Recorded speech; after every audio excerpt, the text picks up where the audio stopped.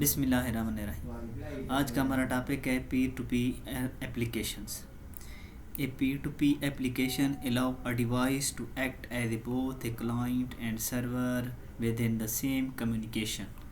As shown in the figure, in the model, every client is a server and every server is a client. P2P applications require that each end device provide a user interface and run background service.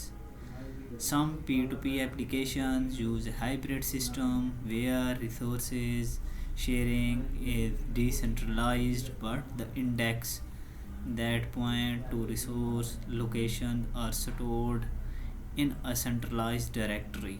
In a hybrid system, each peer-to-peer access an index server to get the location of the resource stored on another peer. This is the figure. Client and server, send message and received message,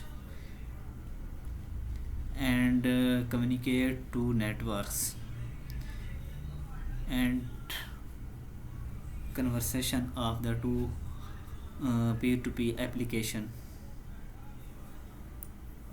Thank you. Allah Hafiz.